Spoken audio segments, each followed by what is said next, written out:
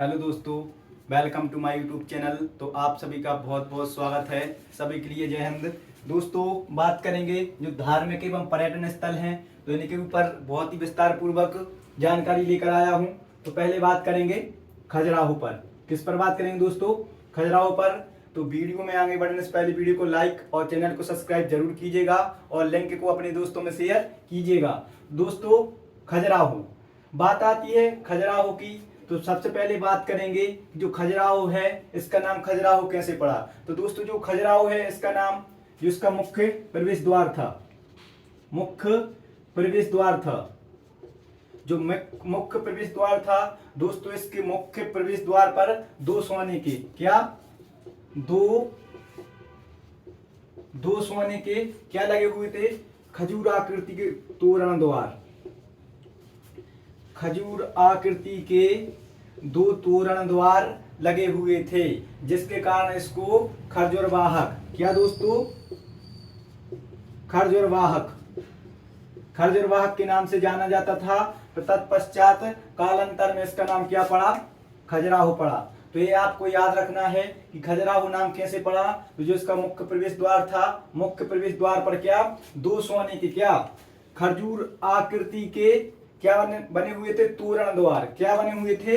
दो तोरण द्वार बने हुए थे, जिसके कारण उसको खरजुरवाहक के नाम से जाना जाता था। इसके पश्चात दोस्तों जैसे जैसे समय बीतता गया तो फिर इसको किस नाम से जाना जाने लगा? खजुराहो नाम से जाना जाने लगा। ये आपको याद रखना है। इसके बाद में दोस्तों बात करेंगे कि जो इसका उपनाम है, इसका उपनाम क्या है?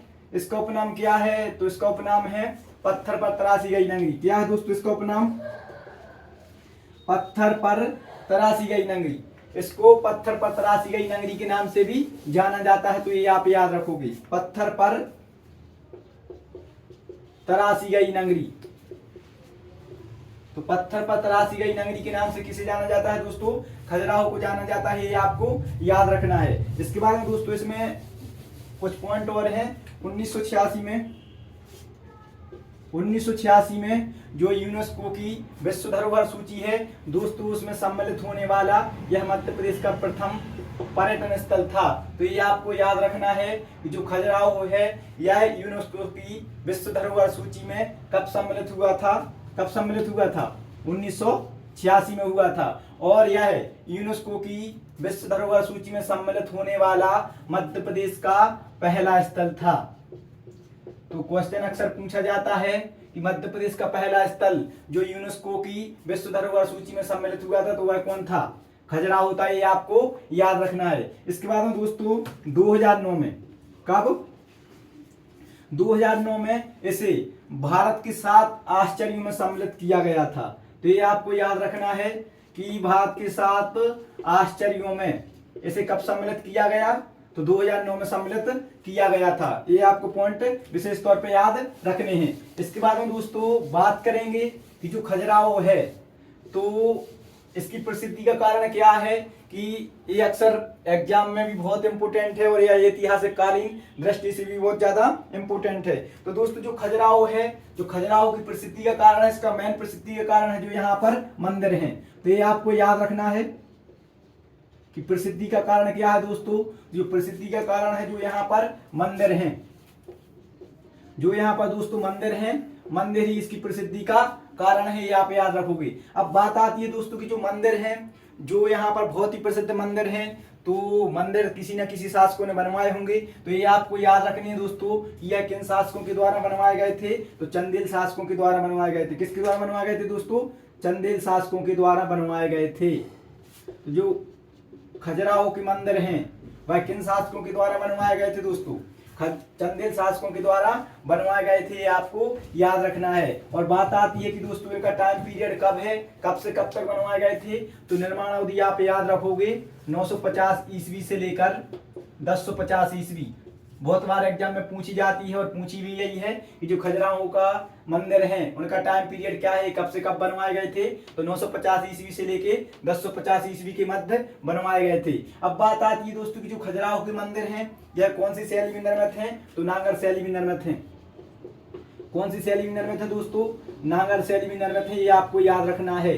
क्वेश्चन पूछा जाता है कि जो खजुराहो के मंदिर हैं वह कौन सी शैली में निर्मित हैं? तो नांगर शैली में निर्मित है, ये आपको याद रखना है। इसके बाद में बात करेंगे कि दोस्तों जो खजुराहो के मंदिर हैं इनको बनाने के लिए कौन से पत्थर का प्रयोग हुआ है, तो दोस्तों इनको बनाने के लिए लाल बलुआ पत्थर, लाल बलुआ पत्थर, लाल बलुआ पत्थर का उपयोग किया गया है। तो याद रखोगे आपके जो खजुराहो के मंदिर हैं वह कौन से पत्थरों से बनाए गए हैं, तो लाल बलुआ पत्थरों से बनाए गए हैं। अब बात आती है दोस्तों की जो पत्थर हैं अभी कहीं से ना कहीं से तो आए होंगे जब मंदिर बन रहा था। तो दोस्तों आप याद रखोगे जो लाल बलुआ पत्थर है जो खजुराहो के मंदिर के लिए इस्तेमाल किया गया वह कहाँ से मंगाया गया था, तो कालिंजर पन्ना से मंगाया गया था, कालिंजर पन्ना से मंगाया गया था।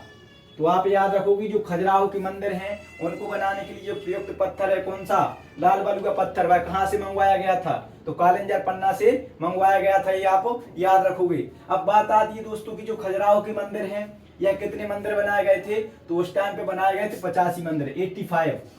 ये क्वेश्चन भी पूछा गया है कि जब खजुराहो के मंदिरों का निर्माण हुआ था तो उस टाइम पे कितने थे, तो दोस्तों 85 थे। और अगर आज वर्तमान में बात करें, आज वर्तमान में कितने हैं, तो दोस्तों वर्तमान में है 22, 22 मंदिर ही आज अस्तित्व में है। एमपीएसआई 2017 में क्वेश्चन पूछा गया था तो दोस्तों व्यापम ने 25 माने थे, तो ये भी याद रखोगे आप। वर्तमान में पूछी जाए तो कितने हैं, 22 हैं, लेकिन मैंने एमपीएसआई 2017 में देखना आप तो उन्होंने क्वेश्चन पूछा था तो उन्होंने कितने माने थे, 25 माने थे, तो ये आप याद रखोगे। इसके बाद में बात करते हैं कि दोस्तों जो खजुराहो के मंदिर हैं यह कौन कौन से धर्म से संबंधित हैं, तो ये भी अक्सर क्वेश्चन पूछ लिया जाता है। तो शैव, वैष्णव और जैन धर्म से संबंधित हैं, तो ये याद रखोगे आप कि किन किन को समर्पित मंदिर है दोस्तों, तो जैन, शैव और वैष्णव से क्वेश्चन पूछा जाएगा कि जो खजुराहो के मंदिर हैं वह निम्नलिखित में से किसको समर्पित नहीं है, बौद्ध, शैव, वैष्णव या जैन। तो आपको याद रखना है कि शैव को है, वैष्णव को है और जैनों को है, बौद्ध को नहीं, तो ये आप याद रखोगे, यहाँ से क्वेश्चन बनता है। इसके बाद में बात करेंगे दोस्तों कि जो यहाँ पर प्रमुख मंदिर हैं उनको विशेषताओं सहित याद रखेंगे, ठीक है। कहीं कहीं पर ट्रैकिंग इस्तेमाल करेंगे तो आपको आसानी होगी। तो ये क्वेश्चन अक्सर पूछा जाता है दोस्तों कि जो यहाँ पर मंदिर हैं वह भौगोलिक दृष्टि से 3 भागों में बांटे गए हैं। भौगोलिक दृष्टि से कितने भागों में बांटे गए हैं दोस्तों, 3 भागों में बांटे गए हैं। पश्चिमी समूह, पश्चिमी समूह, पूर्वी समूह और दक्षिणी समूह, 3 भागों में है, आप याद रखोगे। जो दोस्तों खजुराहो के मंदिर हैं वह उत्तरी समूह में नहीं है, तो ये भी क्वेश्चन बनता है कि जो खजुराहो के मंदिर हैं वह कौन से समूह में नहीं है, तो पश्चिमी समूह में है, पूर्वी समूह में है और दक्षिणी समूह में है। कौन से समूह में नहीं है, तो उत्तरी समूह में नहीं है, ये आपको याद रखना है। अब बात करेंगे दोस्तों पश्चिमी समूह में है, तो पश्चिमी समूह में सर्वाधिक मंदिर हैं, तो पश्चिमी समूह में एक आपको ट्रिक याद रखनी है, बहुत ही शानदार ट्रिक है और बहुत ही आसानी से आपको याद भी हो जाएंगे पूरे मंदिर। तो ट्रिक क्या है दोस्तों, तो ट्रिक जो पश्चिमी समूह में क्या है, विश्व में 64 चित्र, विश्व में 64 चित्र, विश्व में 64 चित्र कमल के हैं, कमल के हैं। तो दोस्तों ये अगर आपने ट्रिक याद रखी, जो पश्चिमी समूह में स्थित मंदिर हैं ये आपको बहुत ही आसान तरीके से याद रहेंगी। तो आइए इनको एक एक करके देख लेते हैं। तो दोस्तों विश्व, तो विश्व से क्या आ जाएगा आपका दोस्तों, विश्वनाथ मंदिर, विश्व से क्या आ जाएगा आपका, विश्वनाथ मंदिर, विश्व से क्या आ जाएगा, विश्वनाथ मंदिर। तो विश्वनाथ मंदिर कहां पर है, खजुराहो में है, और कौन से समूह का मंदिर है, तो पश्चिमी समूह का है, क्योंकि ट्रैकिंग क्या किस समूह पर आधारित है, पश्चिमी समूह पर आधारित है। दोस्तों जो विश्वनाथ मंदिर है इसका निर्माण किसने करवाया था, तो जो राजा धंग हुए हैं, राजा धंग के द्वारा इस मंदिर का निर्माण करवाया गया था, तो ये आप याद रखोगे। और दोस्तों जो विश्वनाथ मंदिर है यह भगवान शिव को समर्पित है, किसको समर्पित है, भगवान शिव को समर्पित है। तो ये आप याद रखोगे कि विश्वनाथ मंदिर कहां पर है, खजुराहो में, और कौन से समूह का मंदिर है, तो पश्चिमी समूह का मंदिर है, और किसके द्वारा बनवाया गया था, तो राजा धंग के द्वारा बनवाया गया था, और किसको समर्पित है, तो भगवान शिव को समर्पित है। इसके बाद में विश्व, इसके बाद में रहेगा दोस्तों साइलेंट, इसके बाद में 64, तो 64 से क्या आ जाएगा, 64 योगिनी मंदिर, 64 से क्या आ जाएगा, 64 योगिनी मंदिर, 64 योगिनी मंदिर। मध्य प्रदेश में दोस्तों 4 जगह पर 64 योगिनी मंदिर हैं। जबलपुर भेड़ाघाट में, मुरैना में, और यहाँ खजुराहो में और ग्वालियर में। तो ये आप याद रखोगे दोस्तों। जो 64 योगिनी मंदिर है यह खजुराहो का सबसे प्राचीन मंदिर है। आप याद रखोगे खजुराहो का सबसे प्राचीन मंदिर। तो खजुराहो का सबसे प्राचीन मंदिर कौन सा है? 64 योगिनी मंदिर है। सबसे प्राचीन मंदिर है, सबसे प्राचीन मंदिर है कौन सा? 64 योगिनी मंदिर। और दोस्तों जो 64 योगिनी मंदिर है यह शिव सागर के दक्षिण पश्चिम में है। तो यहां से भी क्वेश्चन बना है। जो शिव सागर झील है, शिव सागर झील के दक्षिण पश्चिम में स्थित कौन सा मंदिर है? तो 64 योगिनी मंदिर है, जो खजुराहो का सबसे प्राचीन मंदिर है। ये आप याद रखोगे। इसके बाद में दोस्तों चित्र, तो चित्र से क्या आ जाएगा आपका? चित्रगुप्त मंदिर। अगर जानकारी अच्छी लग रही हो तो वीडियो को लाइक करना ना भूलें। इसके बाद में दोस्तों विश्व से विश्वनाथ मंदिर, मेष आइलैंड, 64 से 64 योगिनी मंदिर। चित्र से आ जाएगा चित्रगुप्त मंदिर। चित्र से क्या आ जाएगा? चित्रगुप्त मंदिर। दोस्तों जो चित्रगुप्त मंदिर है वह खजुराहो में स्थित पश्चिमी समूह का मंदिर है, जो भगवान सूर्य देव को समर्पित है। भगवान सूर्य देव को समर्पित है, ये आप याद रखोगे। तो भगवान सूर्य देव को समर्पित कौन सा मंदिर है? चित्रगुप्त मंदिर है। दोस्तों जो भगवान सूर्य देव की गर्भगृह में प्रतिमा है, तो भगवान सूर्य देव की प्रतिमा के दाईं ओर, प्रतिमा के दाईं ओर किसकी प्रतिमा स्थापित की गई है? चित्रगुप्त की प्रतिमा स्थापित की गई है। चित्रगुप्त की प्रतिमा स्थापित की गई है, ये आप याद रखोगे। ठीक है, भगवान सूर्य को समर्पित है चित्रगुप्त मंदिर। और जो भगवान सूर्य देव की प्रतिमा है गर्भगृह में, उसके दाईं ओर किसकी प्रतिमा स्थापित की गई है? चित्रगुप्त की प्रतिमा स्थापित की गई है। इसके बाद में दोस्तों का, तो का से क्या आ जाएगा? का से आ जाएगा आपका कनरिया महादेव मंदिर। क्या आ जाएगा दोस्तों? कनरिया महादेव मंदिर। कनरिया महादेव मंदिर सबसे प्रसिद्ध मंदिर है दोस्तों। ये जो कनरिया महादेव मंदिर है यह है सबसे प्रसिद्ध मंदिर है खजुराहो का, ये आप याद रखोगे। और दोस्तों यह किसके द्वारा बनवाया गया था? तो विद्याधर के द्वारा बनवाया गया था। किसके द्वारा बनवाया गया था? विद्याधर के द्वारा बनवाया गया था। बहुत बार एग्जाम में पूछा गया कि जो कनरिया महादेव मंदिर है वह कौन से समूह का मंदिर है? तो पश्चिमी समूह का मंदिर है। और किसके द्वारा बनवाया गया था? तो विद्याधर के द्वारा बनवाया गया था। दोस्तों जो कनरिया महादेव मंदिर है यहाँ पर नंदी की सबसे ऊंची प्रतिमा स्थापित है। और याद रखोगे आप, ठीक है, कि जो नंदी की सबसे ऊंची प्रतिमा है वह कहाँ पर स्थापित है? तो कनरिया महादेव मंदिर में स्थापित है। और दोस्तों जो भुवनेश्वर में लिंगराज मंदिर है, कौन सा मंदिर? लिंगराज मंदिर। लिंगराज मंदिर कहां पर है? भुवनेश्वर में है। उसकी तुलना दोस्तों इससे की जाती है, भुवनेश्वर के लिंगराज मंदिर की तुलना किससे की जाती है? कनरिया महादेव मंदिर से की जाती है। ये आप पॉइंट याद रखोगे। ठीक है, इसके बाद में दोस्तों माँ, तो माँ से क्या आ जाएगा आपका? मतंगेश्वर मंदिर। माँ से क्या आ जाएगा? मतंगेश्वर मंदिर। मतंगेश्वर मंदिर। तो दोस्तों मतंगेश्वर मंदिर कहां पर है? खजुराहो में पश्चिमी समूह का मंदिर है, ये आप याद रखोगे। बात की जाए दोस्तों कि यह किसके द्वारा बनवाया गया था?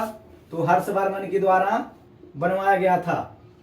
इसका जो निर्माता है वह कौन है? हर्षवर्मन है। और दोस्तों जो हर्षवर्मन है इसी ने इस मंदिर में भटकत नामक मणि को स्थापित किया था। तो अक्सर क्वेश्चन पूछा जाता है कि भटकत मणि कौन से मंदिर में स्थापित है? तो मतंगेश्वर मंदिर में स्थापित है। और किसके द्वारा स्थापित की गई थी? तो हर्षवर्मन के द्वारा स्थापित की गई थी। जिसने इस मंदिर का निर्माण किया है, करवाया है, उसी ने इस मणि को स्थापित किया था। ये पॉइंट आप याद रखोगे। इसके बाद में ला, तो ला से क्या आ जाएगा आपका? लक्ष्मण मंदिर। ला से क्या आ जाएगा दोस्तों? लक्ष्मण मंदिर। ला से क्या आ जाएगा? लक्ष्मण मंदिर। लक्ष्मण मंदिर। और दोस्तों जो लक्ष्मण मंदिर है इसका निर्माण किसने करवाया था? तो इसका निर्माण करवाया था यशोवर्मन ने। किसने करवाया था? यशोवर्मन ने। तो सबसे इंपोर्टेंट है जो लक्ष्मण मंदिर है वह किसने बनवाया था? यशोवर्मन के द्वारा बनवाया गया था। और कहां पर है? खजुराहो में पश्चिमी समूह का मंदिर है।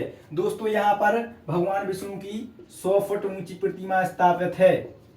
किसकी? भगवान विष्णु की भगवान विष्णु की 100 फीट ऊंची प्रतिमा स्थापित कहाँ पर है? तो कहाँ पर है? लक्ष्मण मंदिर में स्थापित है। कहाँ? खजुराहो में। दोस्तों ये थे आपके कौन से समूह के मंदिर? पश्चिमी समूह के मंदिर। इसके बाद में बात करेंगे अपन पूर्वी समूह। याद रखोगे आप सबसे ज्यादा मंदिर कौन से समूह में है? तो पश्चिमी समूह में है। ये भी पॉइंट आप याद रखना, ठीक है। इसके बाद में बात करेंगे पूर्वी समूह। तो पूर्वी समूह में 3 मंदिर पढ़ने हैं, ज्यादा नहीं पढ़ने हैं। पूर्वी समूह में कौन कौन से हैं? तो पार्श्वनाथ मंदिर, पार्श्वनाथ मंदिर।